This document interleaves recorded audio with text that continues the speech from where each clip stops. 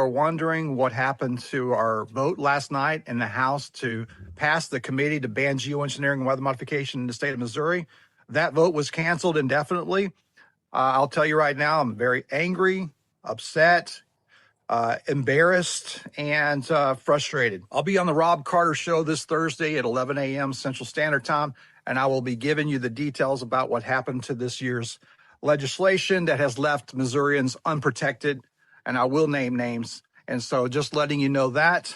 What I want you to understand is that this is not going to change our resolve. Listen, a year ago, it was just me and another person. Today, we have 160,000 of you who follow us every single day. We have 26 million views. Just last night's post has already got 50,000 views. So you guys want this. You're going to get behind us. We're going to start next year on fire.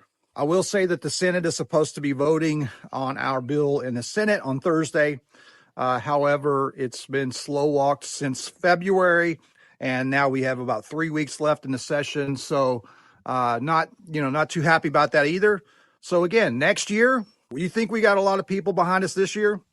Next year, just wait and see what happens. Our message to all politicians from the state levels all over the United States, not just Missouri, but also at the federal level, the people want this done. If you think we're just going to go away and be quiet, think again. Oh, I love it. Can you hear me now? I can, yes. Beautiful. Technology is a beautiful thing. That guy seems really mad. I don't know. Well, it's funny. It's funny, Michael. MoCleanSkies.org. So if people want to contribute, if they want to follow along, MoCleanSkies.org. Yeah. You're just like many of us. We start to petition the government. We start to recognize that it is very difficult to get the most simple things done. I would imagine when you're going around the state of Missouri or around the country and you say, hey, listen, all these things that you're seeing in the sky, we found out what that is. We now know what's going down with that. We're going to try to put a stop to it. Not one person is going to tell you no, right? Every single person goes, we don't want any poison being in our skies. We don't want that aluminum coming down into our soil. Yeah. And then all of a sudden you try to petition the Missouri government and I would assume you got blocked. It sounds like you were a little irritated. Tell me the story from your point of view. Well, actually, I'm happy right now, believe it or not. Good. And that is because the Senate bill passed unanimously this morning, just about an hour ago. You know what's interesting? I was going to ask you about that because Senator Nick Schroer, I worked with him at News Talk. All right, so I worked this was something that he was very interested in, and he's a powerful guy up there. And we used to get on text message trails and threads, and they would be showing pictures all over the sky. So I know that Nick wants to get this done, and I know that he has a big voice in the Senate. So that doesn't necessarily surprise me. But so you must have thought that you were going to get hamstrung now in the House. Is that what you're worried about? Yeah. And by the way, Nick Schroer did co-sponsor the Senate Bill 860, and it did pass unanimously. So, but the House bill, that was a slam dunk. I had all but one representative voting for it. Okay. 100. I mean, I go up there and I do things that you're probably not even supposed to do, but I get up there and I don't take no for an answer. I mean, I'll challenge anybody. This is our house. You know what I'm saying? It's like, I'm determined. I'm not up here for my own. I don't get paid one dime. Okay. I'm not doing this for my own, it's fact. I had a really good life before all this. Oh yeah. We all know when you get into this and everything starts to change. Yeah, so I had one vote against it. That was a Rep Jeff Hales, and I told you I was going to name names. So Jeff Hales was the Democrat that was going to vote no, and he wasn't even in the committee hearing. So I went up to him and said, "Wait, why? What do you mean no? Do you not want to breathe clean air and have a clean environment? Isn't that your platform anyway?" And so he just said it was, it's partisan and we're going to vote party lines. And I said, no. All the other Democrats on the committee are voting yes. So maybe I caught him at a bad time or whatever, but he didn't seem to be very kind that I was challenging him. Very happy about that. So we got to the committee hearing and to just the vote. I mean, we had a great hearing, and then a week later we had the vote. And Rep. John Black decided to come out of the nowhere and just throw a monkey wrench in it and say, just completely stop the hearing, and they had to postpone it, and then now it's completely canceled indefinitely or postponed indefinitely, whatever. But I'm super, super upset about John Black. The way he did that, he should not have gone into that vote without knowledge. This is a 2-page bill, okay? And he came in acting like he didn't hear about the punitive measures. Now, first of all, you don't have punitive measures. We want it to be a felony, just like Florida, okay? We want it to be a felony, and we wanted $100,000 fine a day for anyone who sprays in our atmosphere, okay? Why would you oppose that in the first place? But he acted like he didn't hear that. Now, if you roll back the tape, he was sitting right there while I said that in the hearing, and he was just, I guess he wasn't paying attention. And so that was extremely a kick in the gut, when knowing that we had it pretty much in the bag. And he's a Republican, John Black? Oh, yeah. In fact, I found out he's not running again because he's a senior. I guess I don't know if there's term limits or whatever, but I said I made a comment that I was gonna campaign against him because I'm pissed. I'm sorry. But he's So not gonna run again. those are the two guys, Jeff Black and Jeff Hales. Those are the two that got in your way. John Black and Jeff Hales. Yeah, that was the two. But then once John Black spoke up in the vote, he started to bring doubt. You could see reading the room. You saw, oh my gosh, everybody's starting to question this now, even though this is a part of the thing. It was part of the testimony. It's not a surprise. It's in the bill, things like that. And so, but it's not all bad, okay? Because let me just say, Trisha Burns is the chair lady on that committee. We know Trish. Yeah, so she came in and she said she was an eye roller coming into that committee hearing. And she walked out of that hearing saying she's in full 100% support. And so I think she read the room too, and she didn't want it to go to a no vote because of what John Black did. And so she tried to help us out, I think. I'm still not happy about it, but she's going to be a big proponent for us going into next session. I know she's running for Senate, so whichever direction she goes, I think she's going to be a real big help for us. What is in the skies? So let's get back to that because that's the legislative part. What did you find out as you went through this process of saying, what are they spraying in the skies? What did you find out? Who is doing it? One of the things I'm just going to ask you, because I don't know the answer.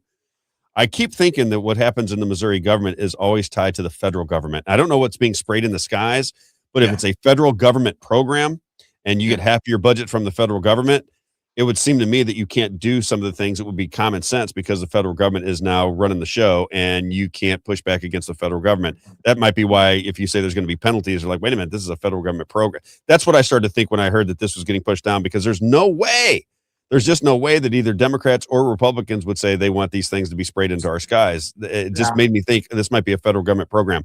Did you find out where these things originate and what's in the air? Definitely. Well, at the state level, here's what we're banning. Okay, I'm going to make a clarification here. We're banning stratospheric aerosol injections and any type of geoengineering, which is basically these climate change cabal. Basically, this is their idea of mitigating climate change by spraying sulfuric acid and aluminum and other types of things into our stratosphere to block out sun rays. Okay, it sounds crazy, but that's what dimming they're the skies. doing. Dimming What's the that? skies, right? Dimming the skies. Can I tell you a story very quickly? I'll just tell you a real quick story just to show you how true that is, because I have firsthand experience. My father and I and my son went over to watch the British Open, right? So the British Open over in the UK, and I have pictures of it. And I noticed as soon, because it was kind of rainy and cloudy when we first got there, but the first day of golf, we come outside and we're outside, and I'm looking up at the sky, and I kept thinking, man, these are blue skies. This looks so different than it does in the US. You can get the big rolling clouds, and the skies were just bright blue. And I didn't think much more of it until this conversation started thinking, I'm like, why would the skies be bluer and prettier and more majestic in the UK than they are in the United States? And then this whole conversation about dimming the skies came into effect. I'm like, that might have something to do with it, because you can see a difference in the color of the skies. Even on a bright blue sunshiny day, it does not feel, it's a different color in the UK. I noticed it right away looking up at the skies. Well, I'm going to make some clarification here because what I just mentioned, stratospheric aerosol injection, that's in the stratosphere, which is miles and miles and miles ahead of above us. You can't see those planes. You're not going to see those trails. Okay. What you're seeing is trails like what we call chemtrails, right? And that's the issue that got me involved in this in the first place, because I'm sick of seeing this stuff. And yes, they are completely covering our sky, But when I really started finding out the truth about this, I found out that when I got my own flight tracker and I started tracking who exactly is this. Okay, I want to know, and I can find that you can actually anybody can download a flight tracker app on their phone and say, who exactly is this that looks like they're spraying above me at this very moment? And it'll tell you the name of the airline. It'll tell you the altitude. It'll tell you where they left, where they're going, the tail number, things like that. And by and large, the majority of these things are going to be commercial airplanes. They're going to be United. It's going to be Delta, Frontier, on and on and on. And so I thought, whoa, are they spraying with pumps and pipes to spray the stratosphere? That seems preposterous, and it is.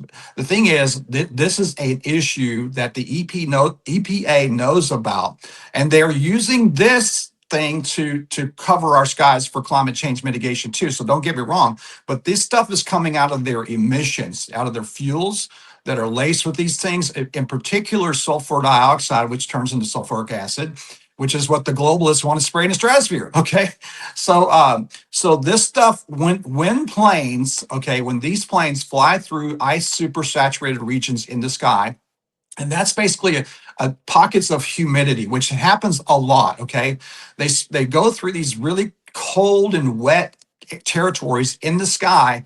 The pollutants that are coming, that are like pouring out of their emissions, major levels of sulfur dioxide, metals, and things like that, turn into the ice creating nuclei that creates clouds and persists and spreads throughout the sky. That's the scientific exact information about what's happening there.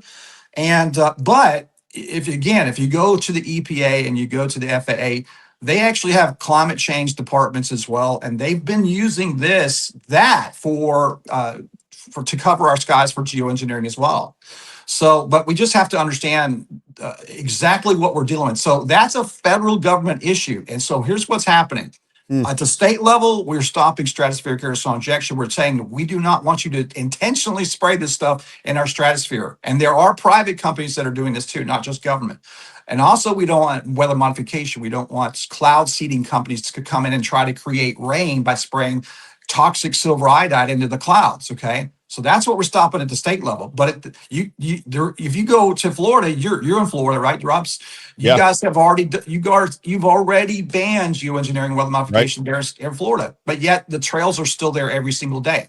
It's because the planes that they're spraying, that look like they're spraying, are commercial aircraft by and large, and it's coming out of the emissions. So the law has nothing to do with that.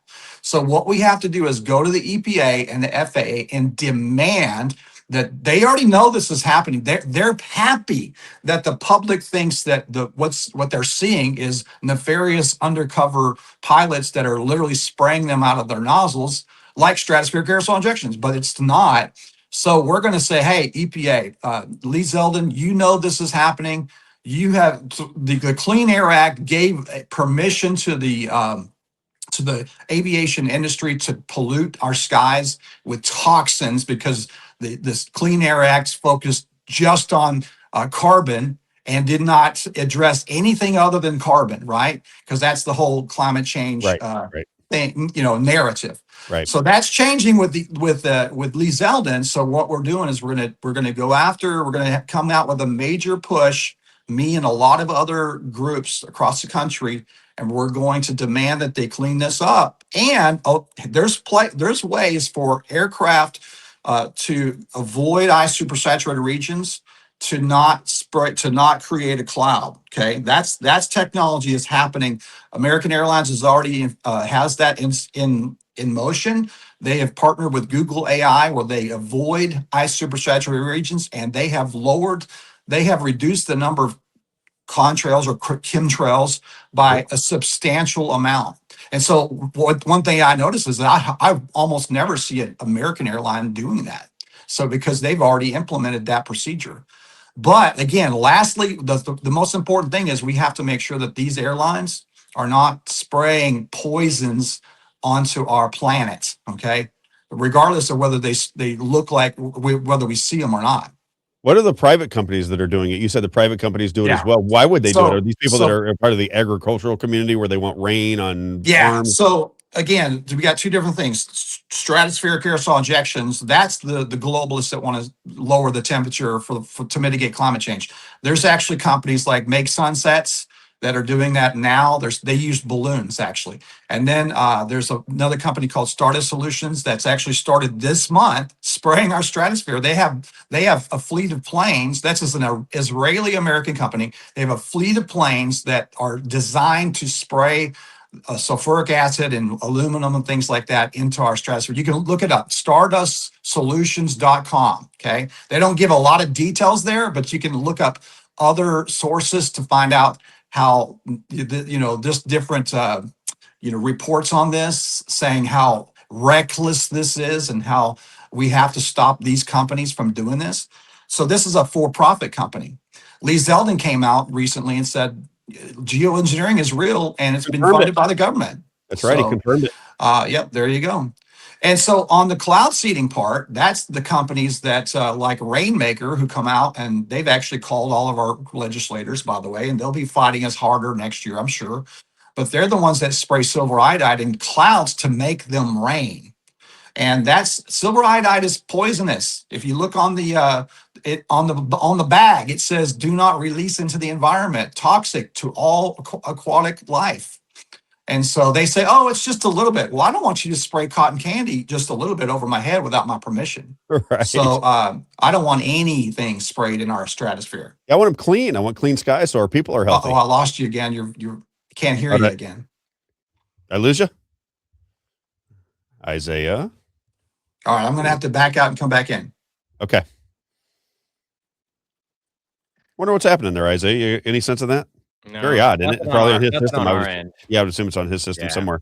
Yeah. What's funny is Lee Zeldin, he did I think he did something on Fox News recently where he came out and said that all the because remember, all these were, you can bring him back on, all these were conspiracy theories. Can you hear me, Michael? Yeah. I don't know why that's happening, but I don't either. I was saying to Isaiah, glitches. Yeah, it is what it is. But we were talking about it earlier. All of these things, even like this cloud seeding, the dimming of the skies, the climate change chemicals being thrown into the atmosphere, this was all considered to be conspiracy theory not too long ago. And I just wonder, is this just another one? Because we keep talking about all these things that everybody thought was crazy. When you brought it up, you said, what's in the skies? Yeah. Everybody goes, oh, relax, it's just condensation. I have a buddy of mine who's a pilot. He said, Rob, it's just condensation. I said, well, condensation would go away, wouldn't it? I'm watching these things. They're here for like 2 hours. They just roll out and they get bigger and bigger and bigger. That's not condensation. And all these things are coming to fruition, which makes me wonder, who is governing our society anymore? What is going on? I mean, this is not what people, if it's a government of, by, and for the people, this is not what we want. This is what big corporations want. These are people with political interests. This is what they want. And they seem to win all the time. Doesn't it feel like that way to you when you're fighting this issue? This should be a no-brainer. Nobody wants these things in the sky. Yeah. We lived without them for centuries. So this is not something that we have to have. But yet when you fight your government, it doesn't seem like you win very often. And this is a major, major problem. If we don't get ahead of this, if we don't make a stop, you could stop all air traffic right now, and it would take 2 years for all the pollutants to clear out of our atmosphere. Imagine that. So every day there's 100,000 flights per day going across our country and all over the world. And imagine the amount of pollutants that are coming out. That are creating this. And then on top of that, they want to add more pollution. You can look up Dr. David Keith, who went on the Stephen Colbert show saying, yeah, we want to add more. And he said, this will result in tens of thousands of deaths, but we hope that it'll save more than what we kill. I have a link on my, you got the argument. You think I'm joking? Go to our YouTube page or our Facebook page, and you can see a video of him saying those exact things. That he thinks it'll save more people than it'll kill with the poison. Yeah, because he thinks, well, if we don't lower the temperature, we're all dead, right? These people are psychos. That person. There's a bunch of Bill Gates is part of this whole equation. He's funding it. He has Ken Caldera who works directly for him. He's his mad scientist basically. So you can't look up geoengineering without without seeing Ken Caldera's name pull up, but all over the world, these are guys that go to the World Economic Forum and they yup it up and they talk about, all these things that they're doing. And they talk about how it's a capital venture for them or capital venture for them. It's all about money and control. Right. You create the scenario. You have a hot summer. You start creating this narrative that the world is melting, and then all of a sudden you petition the government and you make $1 bazillion off of all these different things that don't make any sense, but it's creating a problem to solve a problem with more money, right? Yeah. And if you get into the taxpayers' pockets, whether it's state or federal government, as I always say, if you want to get rich, figure out a way to do business with the government. That's really what it boils down to. If you do business with the government, you're going to make some money. I'm thinking about opening up my own quality leering program here in Missouri because I didn't know that you could make so much money by doing absolutely nothing. Right. How'd you get into this? Do you want to open a daycare together? Oh gosh, man. I was standing on the back porch right on the other side of this wall, looking up at the sky like you, right? Going, what in the heck? In the morning, it's gorgeous. I love the sun, especially in the summer. I'm a lake person. We have the lake view right here. Got a nice day going on. And I'm like, it's a beautiful day. And then at noon, it was like completely covered in, just like some people say, dreary Missouri. I think now I understand why they call it that, because this kind of crap happens. And it's just so disappointing, to see this. And so that's what got me into it. And then I started realizing, really studying the truth about it. I don't want to spread misinformation. I'm not a conspiracy theorist because I guess I kind of am. It depends on who you ask, but I really am factual. I want to bring the facts, Yeah, when you're I think you're kind of like me. And when you get into these things, you don't want to be the lunatic with the tinfoil hat. So you want to make sure that whatever you're talking about, there's either a disclaimer or you've done your homework and you've verified that this is happening. That's the way it was with me in COVID. Michael, I'll just tell you a quick story. When I started with COVID, and I happened to be in China when the whole thing broke out, and I started watching the propaganda over there before it got here. It was American propaganda in Hong Kong. But it was before anybody heard of COVID, and they were showing people walking down the streets in China and falling down. I'm like, well, I was just in the streets for 2 weeks. I've been all over China. Nobody even knows that COVID exists. So I get back home and I start telling my friends and family this. It started to happen. And even the people that you warned that it was coming, that the mask and the mandatory vaccinations and the closing down of society, when you're telling people, hey, this is what they're planning on doing, because there's some writings about this from 10 years ago. It was Rockefeller had something called the Lockstep that they released in 2000. I think it was 10. Mm-hmm. And I'm like, they've already talked about what they're getting ready to do here. I think this is getting ready to happen. When it started to happen, people would explain to me why it needed to happen. That they were making excuses for things that that I had said was going to be a con, that they were going to roll this out, and then people started making excuses for it. Yeah. That at least makes a little sense, because the overwhelming amount of propaganda that was coming out of the corporate press. Here, you don't have anybody that's against it. Nobody is against what you're fighting for. Every single citizen wants our skies to be clean. There's nobody that goes, no, we love all that stuff, and this is fantastic. Keep pouring it down on top of us. Yeah. Nobody wants it, and still you're having a fight with the Missouri government. The issue is they think it's all conspiracy theory, because when they hear the word chemtrail, then the argument's already over, right? Because half, especially Democrats, they hear that like, no, and Republicans too, actually.